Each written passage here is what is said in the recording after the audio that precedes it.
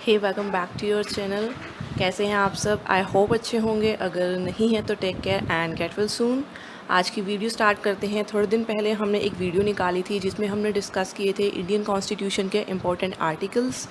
Today will discuss important amendments of Indian constitution. Articles जितने important हैं amendments भी उतने ही इंपॉर्टेंट है। सो स्टार्ट करते हैं। कुछ इंपॉर्टेंट, वैसे सभी तो करने की ज़रूरत नहीं है। We have in total 104 constitutional amendments, but हम उनमें से कुछ इंपॉर्टेंट अमेंडमेंट्स निकालेंगे, वो जिनकी हिस्टोरिक वैल्यू है एंड वो जो करंट अफेयर्स में चल रहे हैं। So first of all let's talk about first amendment act of 1951।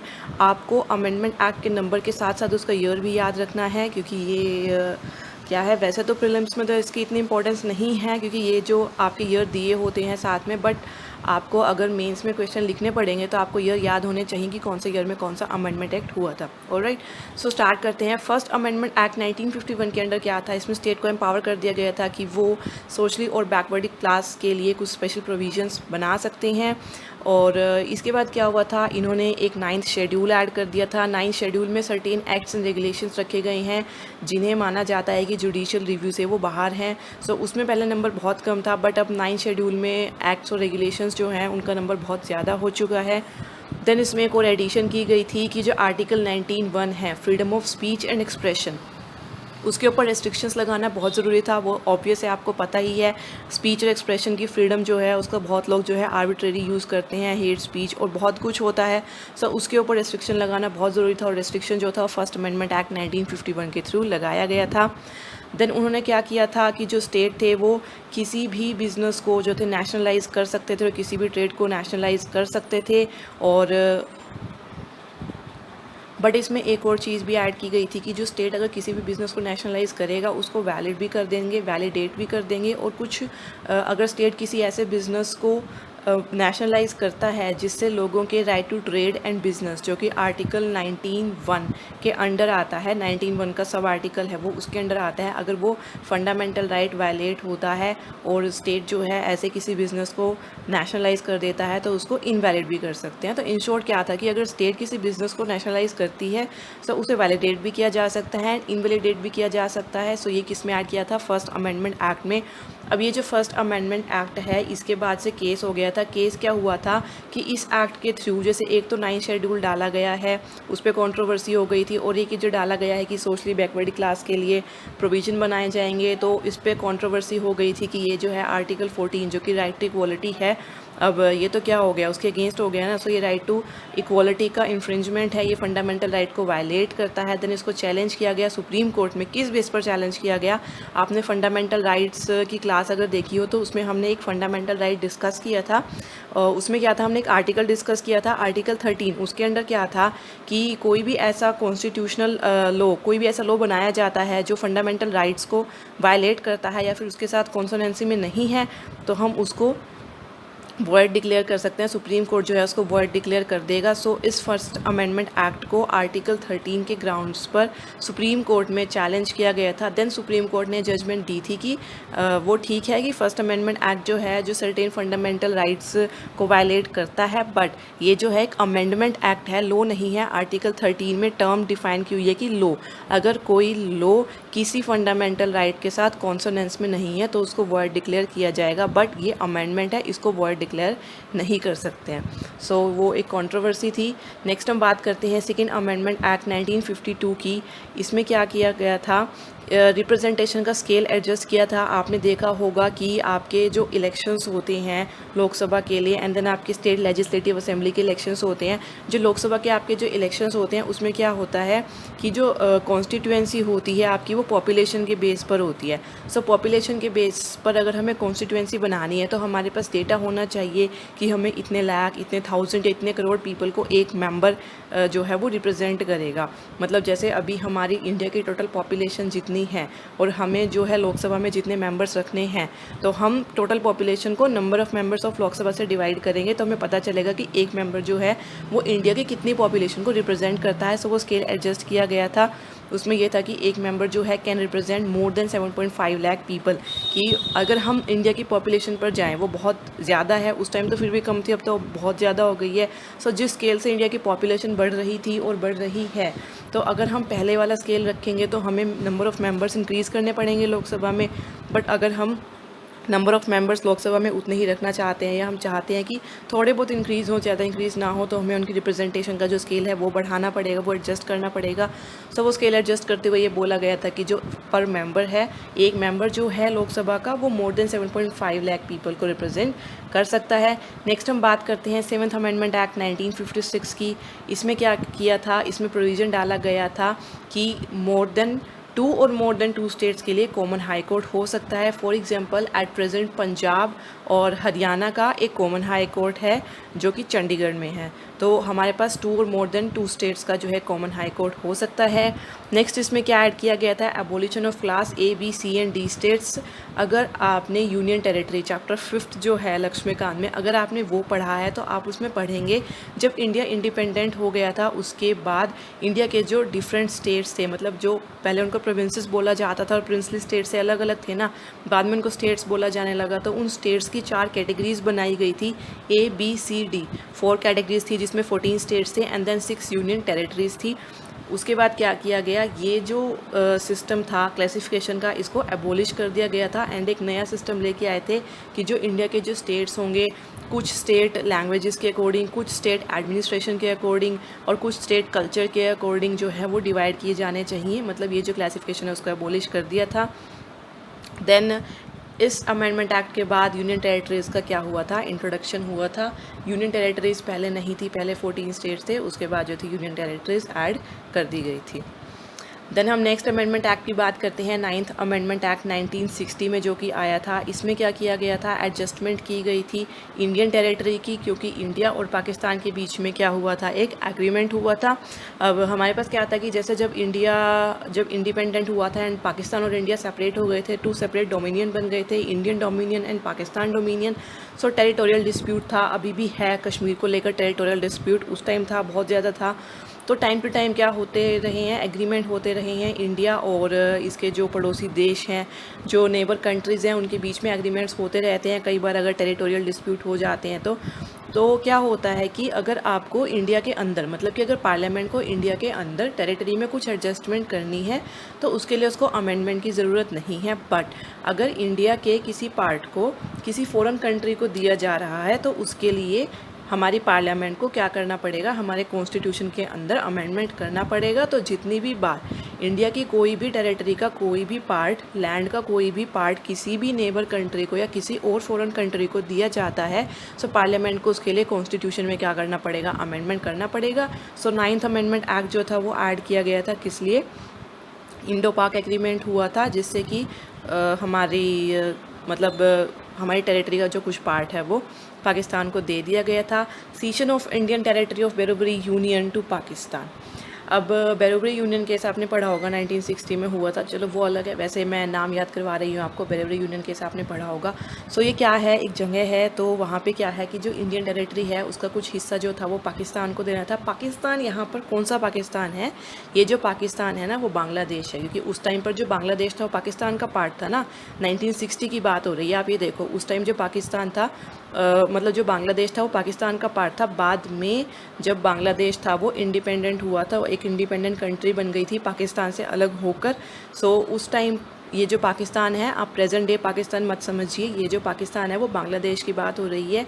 India और बांग्लादेश के बीच में बहुत बड़ी सारी, मतलब काफ़ी किलोमीटर लंबी जो है एक बाउंड्री है जो कि शेयर करता है इंडिया बांग्लादेश के साथ। सो वहाँ पर कुछ डिस्प्यूट हो गया था, कुछ उनका झगड़ा हो गया था।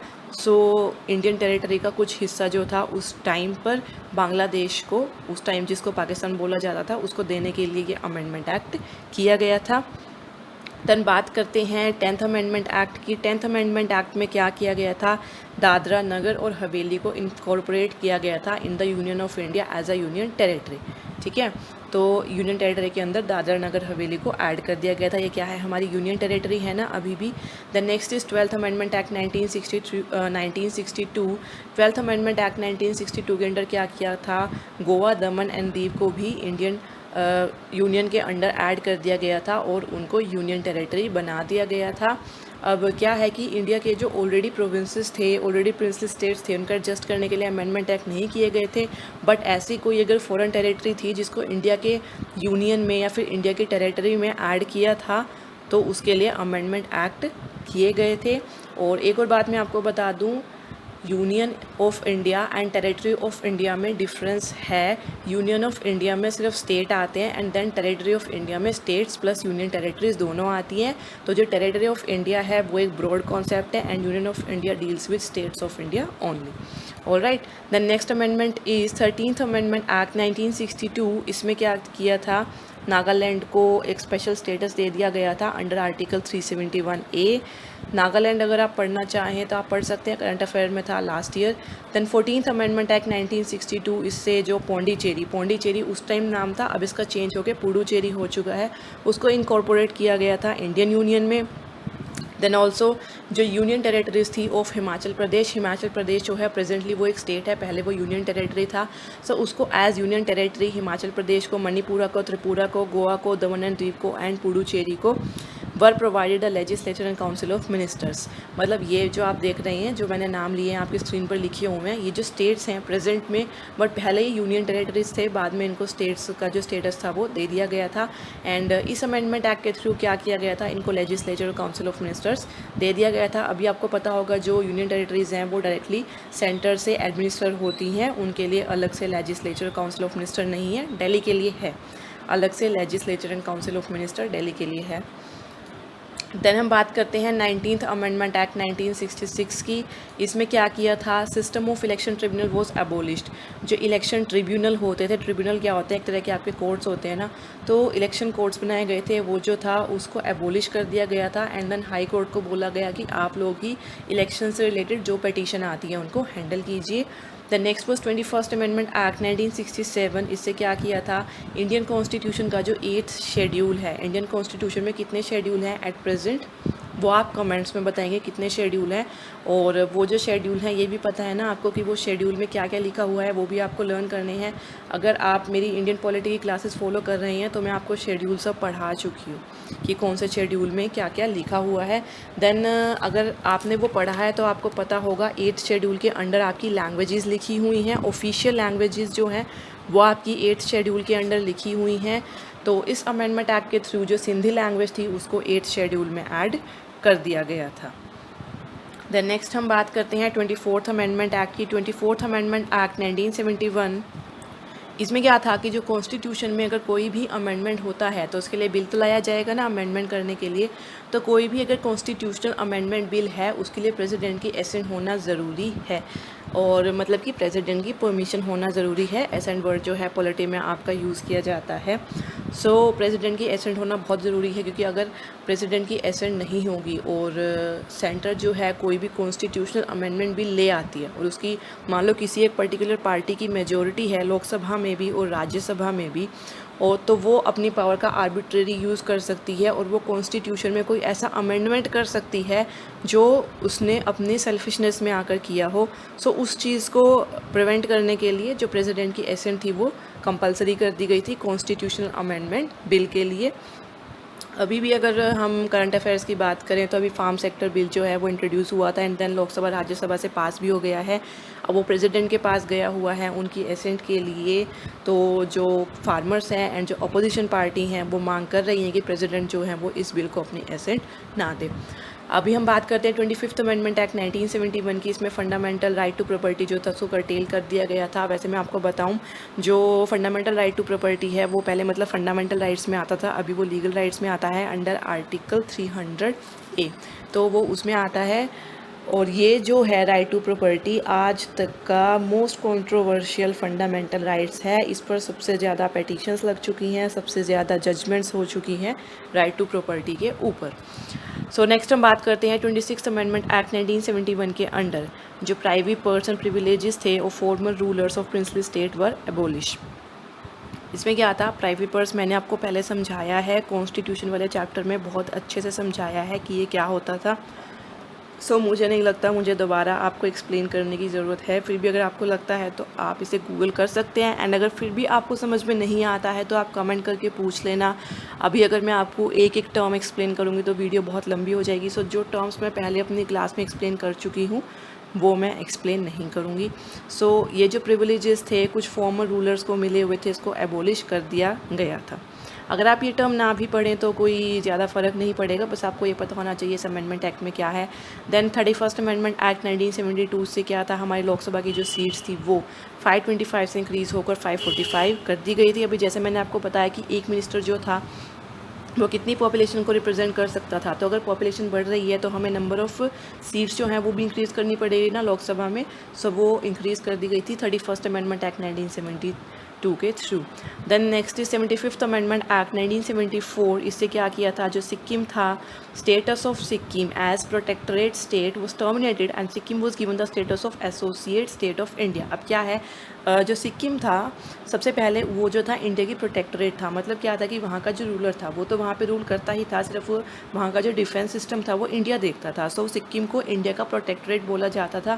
देन वहाँ के रूलर ने बोला कि जो सिक्किम है हम चाहते हैं कि सिक्किम जो है वो इंडिया का एक स्टेट बन जाए। सो इंडिया में उसको एसोसिएट स्टेट बना दिया, मतलब कि वो इंडिया का स्टेट नहीं होगा, जो वहाँ के रूलर हैं वो तो रहेंगे ही बट इंडिया के अंडर आएगा, वो एसोसिएट स्टेट बना दिया गया।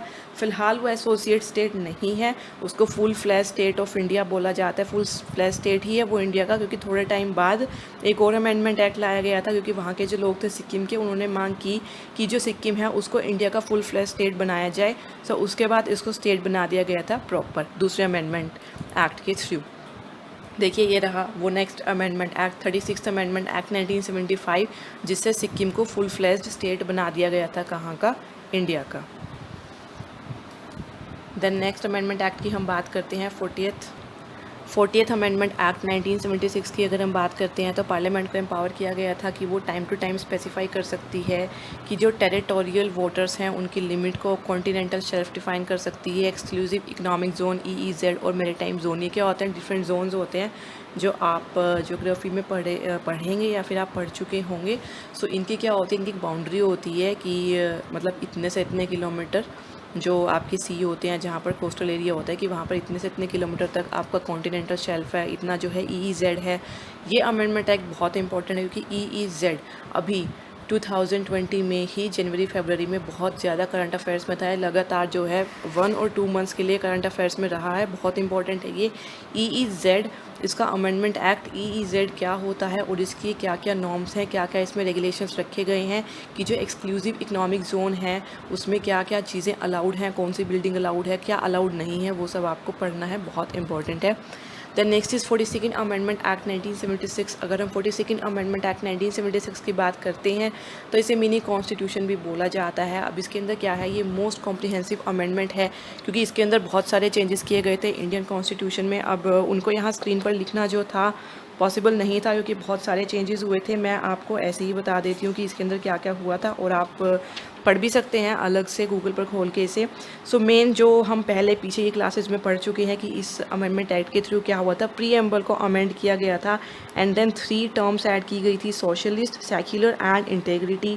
फंडामेंटल ड्यूटीज़ जो कि हमारी पार्ट 4 ए में एनश्राइंड है वो भी इसी अमेंडमेंट एक्ट के थ्रू ऐड की गई थी। देन जो हमारे प्रेसिडेंट हैं उनको कैबिनेट जो एडवाइस देते हैं वो प्रेसिडेंट के ऊपर बाउंड होगी, मतलब उनको माननी पड़ेगी, वो भी इसमें ऐड किया था। और भी इसमें बहुत सारी चीज़ें थी और इसमें कुछ चीज़ें ऐसी भी हैं कि जुडिशियल रिव्यू जो था उसको कर्टेल कर दिया गया था, मतलब ख़त्म कर दिया गया था। जो रिट जुरिस्डिक्शन होती है सुप्रीम कोर्ट की उसको ख़त्म कर दिया गया था। अभी एट प्रेजेंट आप सोच रहे होंगे कि बट ये तो है, जुडिशियल रिव्यू तो है हमारे सिस्टम में अभी भी और रिट जुरिस्डिक्शन भी है। तो 42nd अमेंडमेंट एक्ट के थ्रू उसको ख़त्म कर दिया गया था। बट 42nd अमेंडमेंट एक्ट में जो कुछ चीज़ें ऐसी थी जो कि आर्बिट्रेरी थी और जिनके थ्रू सिस्टम की पावर का आर्बिट्रेरी यूज़ हो सकता था, उनको आगे फर्दर अमेंडमेंट्स के थ्रू वापस से क्या कर दिया गया है, एबोलिश कर दिया गया है इसके कुछ प्रोविजंस को। एंड कुछ प्रोविजंस को सुप्रीम कोर्ट ने अपने जजमेंट्स के थ्रू जो है उसको ख़त्म कर दिया है। सो ये आप पढ़ लेना डिटेल में इसमें क्या क्या था। देन हम बात करते हैं 44th अमेंडमेंट एक्ट 1978 की। ये भी बहुत इंपॉर्टेंट अमेंडमेंट एक्ट है इंडियन कॉन्स्टिट्यूशन का, जिसे जनता गवर्नमेंट ने अमेंड किया था। इसके बारे में भी मैंने डिटेल में आपकी इसमें नहीं लिखा है वीडियो में, मैं आपको कुछ बता देती हूँ, बाकी आप अलग से पढ़ लेना।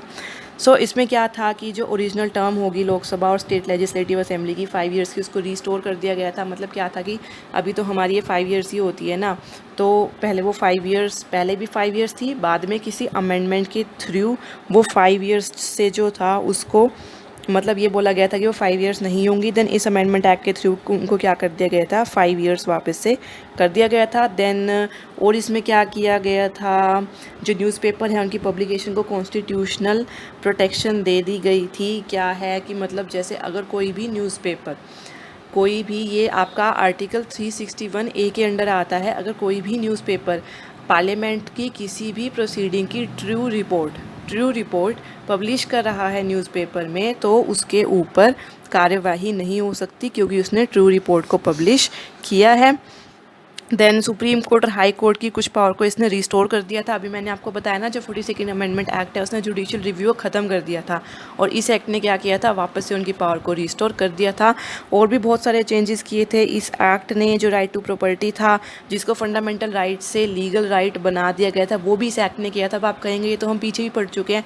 पीछे हमने क्या किया था कि जो राइट टू प्रॉपर्टी है उसको एज फंडामेंटल राइट्स ख़त्म कर दिया था, लीगल राइट नहीं बनाया था। राइट टू प्रॉपर्टी को लीगल राइट बनाने का काम किसने किया था, 44th अमेंडमेंट एक्ट 1978 ने। द नेक्स्ट हम बात करते हैं 52nd अमेंडमेंट एक्ट 1985 की। इससे क्या किया था, एक 10th शेड्यूल, नया शेड्यूल ऐड कर दिया गया था। 10th शेड्यूल, पहले हमारे पास 8th शेड्यूल थे, 9th शेड्यूल हमने अभी पढ़ा, जो फर्स्ट अमेंडमेंट एक्ट के थ्रू ऐड हुआ था। देन जो 10th शेड्यूल है 52nd अमेंडमेंट एक्ट के थ्रू ऐड हुआ था, इसमें एंटी डिफेक्शन लॉ डाला गया था। एंटी डिफेक्शन लॉ क्या होता है कि जैसे आपके जो एमपीज़ होते हैं, एमएलएज होते हैं, वो क्या हो जाते हैं कि वो पार्टी के अगेंस्ट चले जाते हैं, और जो कुछ रूल्स एंड रेगुलेशंस बनाए हुए हैं जो कि उनको फॉलो करने ही हैं, अगर वो उसको फॉलो नहीं करते हैं तो उनको पार्टी से निकाल दिया जाता है, उनकी मेंबरशिप ले ली जाती है। उनकी मेंबरशिप ले ली जाती है बेसिकली पार्लियामेंट की और स्टेट लेजिस्लेटिव असेंबली की फॉर दैट टर्म, उस टर्म के लिए। तो ये आपका इंपॉर्टेंट किस लिए है, ये अभी करंट अफेयर्स में बहुत ज़्यादा था। एंटी डिफेक्शन लॉ लग गया था ना बहुत सारे एमपीज़ के ऊपर, तो ये जो आपको है अमेंडमेंट एक्ट याद रखना है। एंड साथ में करंट अफेयर्स में एंटी डिफेक्शन लॉ से रिलेटेड क्या चल रहा था और सुप्रीम कोर्ट ने क्या वर्डिक्ट दी थी, तो वो भी आपको पढ़ना है, वो आप पढ़ना अभी के अभी। देन हम बात करते हैं 61st अमेंडमेंट एक्ट 1989 की। इस अमेंडमेंट एक्ट में क्या था, जो वोटिंग एज जो कि हमारी पहले 21 होती थी, उसको रिड्यूस करके 18 कर दिया गया था वोटिंग एज को। एंड एक और इंटरेस्टिंग बात बताती हूँ मैं आपको, इस अमेंडमेंट एक्ट के बाद क्या हुआ था, अब जो वोटिंग एज है वो 21 से 18 हो गई है। सो जो वोटर्स थे उनका जो नंबर्स था वो इंक्रीज़ हो गया था। तो इलेक्शन कमीशन जो था पहले सिंगल मेंबर था, उसके बाद इस एक्ट के बाद इलेक्शन कमीशन को 3 मेंबर्ड कर दिया गया था। एक चीफ इलेक्शन कमिश्नर थे एंड 2 अदर इलेक्शन कमिश्नर्स थे। बट 1990 में वापस उनको सिंगल मेंबर्ड कर दिया गया, एंड देन 1992 में वापस उनको 3 मेंबर्ड कर दिया गया, और तब से वो वैसे ही, ये वैसे ही बता दिया था मैंने आपको जनरल नॉलेज के लिए। आपके पास जो इलेक्शन कमीशन ऑफ इंडिया वाला चैप्टर है ना, तो उसमें आपका ये आएगा। देन हम बात करते हैं 65th अमेंडमेंट एक्ट 1990 की।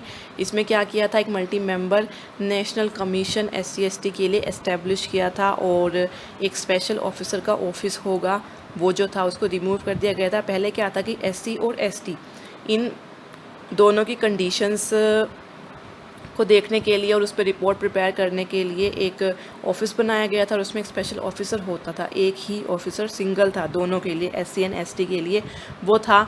इस अमेंडमेंट एक्ट के थ्रू उनको रिमूव करके एक नेशनल कमीशन बना दिया जो कि मल्टी मेंबर था, वो भी सिंगल ही कमीशन था, SC एंड ST के लिए अलग अलग नहीं था। जो इस अमेंडमेंट एक्ट के थ्रू जो मल्टी मेंबर नेशनल कमीशन आया था फॉर SC एंड ST, वो भी एक सिंगल कमीशन था for both SC and ST, ठीक है, वो उसको एस्टेब्लिश किया गया था। ये आप SC एंड ST वाले चैप्टर में पढ़ेंगे। देन उसके बाद फर्दर एक और अमेंडमेंट के थ्रू क्या कर दिया गया था, इसको एबोलिश करके एक नेशनल कमीशन बना दिया था, then national commission for SC and ST। और उसके बाद एक और अमेंडमेंट के थ्रू क्या था, ST के लिए जो नेशनल कमीशन था वो सेपरेट कर दिया गया था। सो वो कॉन्स्टिट्यूशनल अमेंडमेंट एक्ट कौन सा था, 89th कॉन्स्टिट्यूशनल अमेंडमेंट एक्ट था जो कि 2003 में इंट्रोड्यूस किया गया था। उस कॉन्स्टिट्यूशनल अमेंडमेंट एक्ट में क्या था, ये जो कंबाइंड नेशनल कमीशन था वो जो एक ही था उसने बाइफरकेट कर दिया था, एससी के लिए अलग बना दिया था एंड देन एसटी के लिए अलग बना दिया था। जो एससी के लिए नेशनल कमीशन लिखा हुआ है वो आपका आर्टिकल 338 के अंडर लिखा हुआ है एंड एसटी के लिए जो आपका नेशनल कमीशन लिखा हुआ है वो आपका आर्टिकल 338 ए के अंडर लिखा हुआ है। एंड डू यू नो जो ओबीसी के लिए नेशनल कमीशन है वो आपका किस आर्टिकल के अंडर लिखा हुआ है? वो आर्टिकल 340 के अंडर लिखा होगा। ऑलराइट, सो नेक्स्ट हम बात करते हैं 69th अमेंडमेंट एक्ट 1991 की। इस एक्ट के थ्रू क्या किया था? जो यूनियन टेरिटरी ऑफ दिल्ली थी, पहले उसको यूनियन टेरिटरी ऑफ दिल्ली बोला जाता था, उसके बाद उसको स्पेशल स्टेटस ग्रांट कर दिया गया था and it was named NCT, national capital territory of Delhi. ठीक है, एंड एक और चेंज हुआ था इस अमेंडमेंट एक्ट के थ्रू। उसमें क्या हुआ था? दिल्ली के अंदर एक 70 मेंबर लेजिस्लेटिव असेंबली सेटअप की गई थी एंड एक 7 member council of minister establish किया गया था। मतलब मैंने जैसे अभी आपको बताया कि सभी यूनियन टेरिटरीज़ में जो है हमारे पास लेजिस्लेचर नहीं है, वो जो है उनको सेंटर एडमिनिस्टर करती हैं, बट दिल्ली में एक 70 member legislative assembly and 7 member council of minister setup कर दिया गया था थ्रू 69th अमेंडमेंट एक्ट 1991। अगर हम प्रेजेंट की बात करें तो अभी भी ये जो सिचुएशन है वो सेम ही है। अभी भी उनकी लेजिस्लेटिव असेंबली में 70 मेंबर ही हैं एंड काउंसिल ऑफ मिनिस्टर्स में भी 7 मेंबर्स ही हैं। Next 71st amendment act 1992। इसमें क्या किया था? जैसे कि हमने पहले पढ़ा कि सिंधी लैंग्वेज को 8th शेड्यूल में ऐड कर दिया गया था। इस अमेंडमेंट एक्ट के थ्रू कोंकणी, मणिपुरी और नेपाली, इन 3 लैंग्वेज को भी 8th शेड्यूल में ऐड कर दिया गया था। और उसके बाद जो total number of official languages थी 8th शेड्यूल में वो कितनी हो गई थी? 18 हो गई थी। सो ओरिजिनली कितनी थी? 3 यहाँ से ऐड हुई हैं एंड एक पहले ऐड हुई थी, मतलब कि ओरिजिनली 14 लैंग्वेजेस थी, बाद में सिंधी ऐड की गई एंड देन थर्ड जो 3 जो थी वो 71st अमेंडमेंट एक्ट के थ्रू ऐड की गई थी। उसके बाद जो है 18 हो गया था टोटल नंबर ऑफिशियल लैंग्वेजेस का। देन हम बात करते हैं 73rd अमेंडमेंट एक्ट। ये जो है हम बहुत बार डिस्कस कर चुके हैं। 73rd अमेंडमेंट एक्ट 1992 में प्रपोज किया गया था और इसमें क्या था? जो पंचायती राज था उसको इंट्रोड्यूस किया था। बेसिकली उसको एक कॉन्स्टिट्यूशनल स्टेटस दे दिया गया था। पंचायती राज पहले भी था बट उसको कॉन्स्टिट्यूशनल स्टेटस नहीं मिला था, मतलब कॉन्स्टिट्यूशन में उसके बारे में नहीं लिखा हुआ था। इसके बाद उसको कॉन्स्टिट्यूशनल स्टेटस दे दिया गया था एंड कॉन्स्टिट्यूशन में इसको कहाँ डाला गया था? पार्ट 9th में एंड 11th शेड्यूल में। अभी मैंने आपसे थोड़ी देर पहले पूछा था कि हमारे कॉन्स्टिट्यूशन में कितने शेड्यूल है, मैं ये बता देती हूँ। 12 शेड्यूल है। 11th शेड्यूल में 12 शेड्यूल हमारे पहले कितने थे? 8 थे। 9th शेड्यूल हम पढ़ चुके हैं, किसके थ्रू ऐड किया गया था? फर्स्ट अमेंडमेंट एक्ट के through. Then 10th schedule 52nd amendment act के थ्रू। अभी जो 11th शेड्यूल है वो 73rd अमेंडमेंट एक्ट के थ्रू ऐड किया गया था हमारे कॉन्स्टिट्यूशन के अंडर। 11th शेड्यूल में पंचायती राज के बारे में लिखा हुआ है एंड हमारे जो कॉन्स्टिट्यूशन है उसमें टोटल 25 पार्ट्स है ना, तो उसमें पार्ट जो 9th है उसके अंदर भी पंचायत के बारे में लिखा हुआ है। देन बात करते हैं 74th अमेंडमेंट एक्ट 1992 की। जैसे हमारे पास 73rd अमेंडमेंट एक्ट था ऐसे ही हमारे पास 74th अमेंडमेंट एक्ट है 1992। 73rd अमेंडमेंट एक्ट से पंचायती राज इंट्रोड्यूस किया था and then 74th amendment act से म्यूनिसिपैलिटी ऐड की गई थी। पंचायती राज के लिए 11th शेड्यूल बनाया गया था, म्यूनिसिपैलिटी के लिए 12th शेड्यूल है। पंचायती राज पार्ट 9th में था, म्यूनिसिपैलिटी पार्ट 9A में है। सो इसमें यही है कि जो अर्बन लोकल बॉडीज़ थी उनको कॉन्स्टिट्यूशनल स्टेटस मिल गया था, म्यूनिसिपैलिटीज़ को कॉन्स्टिट्यूशनल स्टेटस मिल गया था।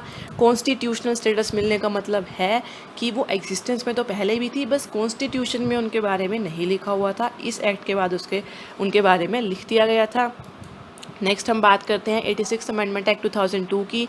ये जो 86th अमेंडमेंट एक्ट 2002 है या फंडामेंटल राइट्स में पढ़ेंगे अंडर आर्टिकल 21 या आपके डीपीएसपी में भी पढ़ेंगे आप एंड देन आपकी जो फंडामेंटल ड्यूटीज़ है उसमें भी पढ़ेंगे, इसलिए बहुत इंपॉर्टेंट है। और वैसे भी ये इंपॉर्टेंट है ही क्योंकि ये जो था एक बहुत बड़ा सोशल रिफॉर्म था 86th अमेंडमेंट एक्ट।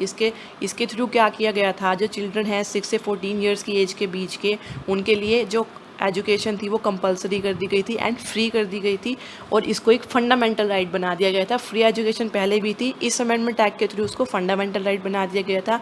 एंड अभी आपको पता है कि गवर्नमेंट स्कीम बना देती है हमारी कंट्री में, बट वो इम्प्लीमेंट होती है या नहीं होती है उसका जो स्केल है वो थोड़ा ऊपर नीचे है। एंड बहुत सारी स्कीम ऐसी हैं जो गवर्नमेंट बच्चों के लिए बनाती है, बट पेरेंट्स जो है उनको मानते नहीं हैं। सो गवर्नमेंट को ये बात बहुत अच्छे से पता थी कि हमने एजुकेशन फ्री तो कर दी है। अब गवर्नमेंट क्या कर सकती है, एजुकेशन फ्री कर सकती है, कंपलसरी कर सकती है, बट बच्चों को पढ़ाना तो पेरेंट्स के हाथ में है ना। सो गवर्नमेंट को पता था हमारी कंट्री में बहुत सारे पेरेंट्स ऐसे हैं जो अपने बच्चों को काम में लगा देते हैं, सो वो उनके लिए पैसे कमा कर ला सके। वो बहुत सारे पेरेंट्स जो खुद पढ़े लिखे हुए नहीं हैं, जिन्हें लगता है कि लाइफ में एक जॉब होनी और एक काम होना बहुत ज़रूरी है, और वो उन्हें अगर बिना एजुकेशन के मिला हुआ है पेरेंट्स को, तो वो सोचते हैं कि हमारे बच्चों को भी मिल जाएगा, और वो उनकी पढ़ाई पर पैसा नहीं खर्च करना चाहते हैं, वो उनकी पढ़ाई पर टाइम नहीं खर्च करना चाहते हैं। एंड उन्हें ये लगता है कि जिस टाइम पर बच्चा पढ़ने जाएगा, अगर उसी टाइम पर काम कर ले तो हमारे घर में 2 पैसे भी आ जाएंगे। सो हमारी कंट्री में बहुत सारे इलिटरेट एंड बहुत सारे लिटरेट जो लोग खुद पढ़े लिखे हुए हैं, वो भी बहुत सारे लोग ऐसे हैं जो अपने बच्चों को पढ़ाना नहीं चाहते हैं। सो उनके लिए एक फंडामेंटल ड्यूटी ऐड की गई थी आर्टिकल 51A के अंडर, जिसमें ये था कि ये हर एक सिटीजन की ड्यूटी होगी, जो पेरेंट है या फिर गार्डियन है, कि वो अपने बच्चों को अपॉर्चुनिटी प्रोवाइड करे कि वो पढ़ सके। ऑल्दो ये एक फंडामेंटल राइट नहीं है, सिर्फ फंडामेंटल ड्यूटी है। मतलब कि पेरेंट्स को जो है उनको फॉलो करना है। जो हमारी फंडामेंटल ड्यूटीज़ हैं वो जस्टिसेबल नहीं है, बट इसका मतलब ये नहीं है कि फंडामेंटल ड्यूटी है तो और जस्टिसेबल नहीं है तो आपको माननी नहीं है। सो एक तरह से ये पेरेंट्स की फंडामेंटल ड्यूटी बनती है कि वो अपने बच्चों को free and compulsory elementary education provide करवाएं। देन बात करते हैं 88th अमेंडमेंट एक्ट 2003 की। इसके थ्रू क्या किया गया था, प्रोविजंस ऐड किए गए थे सर्विस टैक्स के लिए अंडर आर्टिकल 268A, जो आपका लक्ष्मीकांत में चैप्टर है central state relation and central state relation एक चैप्टर है, उसके अंडर आपके आर्टिकल्स दिए हुए हैं बहुत सारे, एंड बहुत सारे टेक्स्ट दिए गए हैं कि उनको सेंटर और स्टेट किस तरह से आपस में डिवाइड करते हैं, उनके बीच में कैसे डिवीजन होती है टैक्स की। सो उसमें आप पढ़ेंगे आर्टिकल 268A। उसमें क्या है कि जो सर्विस टैक्स है लिवाई, मतलब कि उसको लागू कौन करेगी, यूनियन करेगी, और जो कलेक्ट और एप्रोप्रिएट है वो यूनियन एंड स्टेट करेगी। कलेक्ट होता है मतलब उसको इकट्ठा करना, एप्रोप्रिएट होता है कि इसको बांटेगा कौन, मतलब कि जो सर्विस टैक्स है उसको लिवाई तो यूनियन करेगी, वो डिफाइन करेगी कितना सर्विस टैक्स रखना है, बट उसकी जो कलेक्शन का काम है एंड उससे उस टैक्स का जो यूज़ है वो यूनियन एंड स्टेट दोनों करेंगे। ये आर्टिकल 268A था। द 92nd अमेंडमेंट एक्ट 2003, इसमें क्या किया था, अभी तक हम पढ़ चुके हैं कि हमारे 8th शेड्यूल में 18 लैंग्वेजेस हैं। इस अमेंडमेंट एक्ट के बाद क्या किया था, 3 और लैंग्वेजेस, बोडो, डोगरी जिसको डोंगरी भी बोला जाता है, and Maithili, and then Santhali, 4 थी, उनको भी ऐड किया था। 18 से जो हमारी ऑफिशियल लैंग्वेजेस थी वो कितनी हो गई थी, फिर 22 हो गई थी। अभी भी हमारे कॉन्स्टिट्यूशन में जो ऑफिशियल लैंग्वेजेस हैं उनका नंबर 22 ही है। Alright, then next amendment act is 95th amendment act 2009। इसमें क्या किया था, जो रिजर्वेशन है SC एंड ST का एंड जो एंग्लो इंडियंस का रिजर्वेशन है इन लोकसभा और स्टेट लेजिस्लेटिव असेंबली, आपको पता ही है हमारे पास लोकसभा में और स्टेट लेजिस्लेटिव असेंबली में रिजर्वेशन है, SC ST के लिए है, एंड देन एंग्लो इंडियंस के लिए भी है। उसको एक्सटेंड कर दिया गया था 2020 तक। मतलब ये क्या था, जब ये स्टार्ट हुआ था ना कॉन्स्टिट्यूशन में रिजर्वेशन, ये 10 ईयर्स के लिए स्टार्ट हुआ था। दैन 10 ईयर्स बाद एक्सटेंड कर दिया गया, अगेन 10 ईयर्स बाद एक्सटेंड कर दिया गया, अगेन 10 ईयर्स बाद एक्सटेंड कर दिया गया।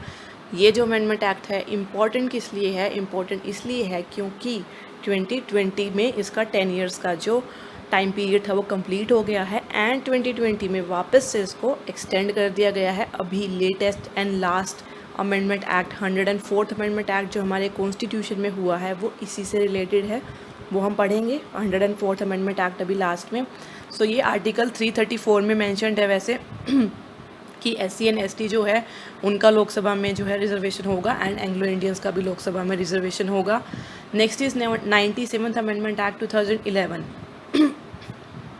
जो 97th अमेंडमेंट एक्ट 2011 है, इसके थ्रू क्या किया था, कोऑपरेटिव सोसाइटीज़ जो हैं उनको कॉन्स्टिट्यूशनल स्टेटस दे दिया गया था। मतलब सेम है, एग्जिस्टेंस में पहले भी थी, कॉन्स्टिट्यूशन में बाद में आई हैं।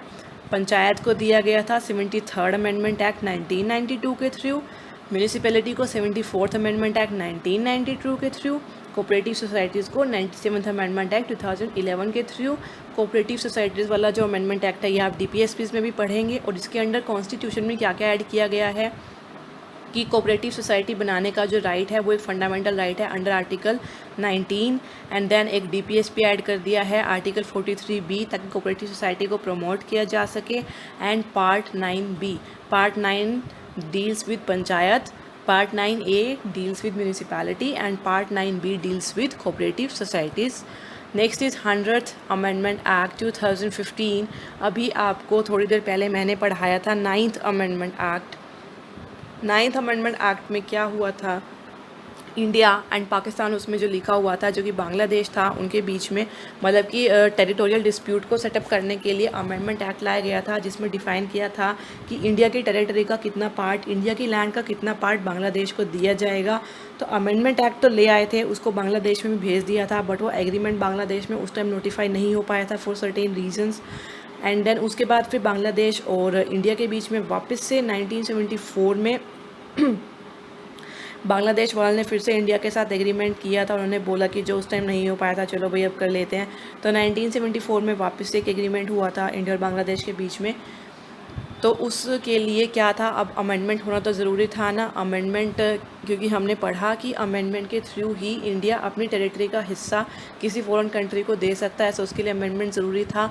तो वो जो एग्रीमेंट था उसमें जितनी भी लैंड लिखी हुई थी कि वो बांग्लादेश को दी जानी चाहिए, उसको लेके आने के लिए 100th अमेंडमेंट एक्ट 2015 लेकर आया गया था।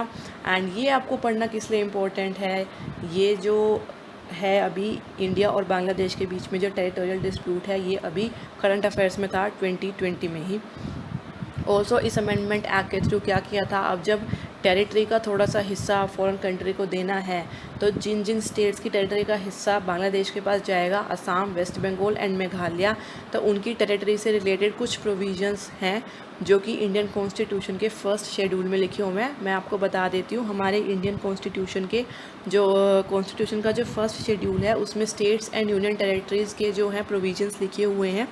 और अगर कोई भी state and union territory change होता है तो पार्लियामेंट को जो राइट मिला हुआ है वो भी आपका शेड्यूल 1 के अंडर जो प्रोविजंस हैं उनके थ्रू मिला हुआ है। सो वो प्रोविजंस जो थे वो भी चेंज करने ज़रूरी थे, क्योंकि जब टेरिटरी दे रहे हैं तो सो उनको भी चेंज कर दिया था इस अमेंडमेंट एक्ट के थ्रू। साथ ही साथ देन हम बात करते हैं 101st अमेंडमेंट एक्ट 2016, जो कि प्रोबेबली आपको पता ही होगा क्योंकि उस टाइम तक तो आप इतने बड़े हो ही चुके होंगे ना। 2016 में जीएसटी इंट्रोड्यूस किया गया था, गुड्स एंड सर्विस टैक्स, जो कि 2016 में इंट्रोड्यूस किया था, और वो 101st अमेंडमेंट एक्ट के थ्रू ऐड किया था। देन 102nd अमेंडमेंट एक्ट जो कि 2018 में ऐड किया गया था, उसमें क्या था, जो नेशनल कमीशन है बैकवर्ड क्लास के लिए, उसको कॉन्स्टिट्यूशनल स्टेटस दे दिया था। अभी हमने पढ़ा SC एंड ST का कॉन्स्टिट्यूशनल स्टेटस हम पढ़ चुके हैं ना, कि SC एंड ST वाला जो नेशनल कमीशन उनको कॉन्स्टिट्यूशनल स्टेटस दे दिया गया था। सो जो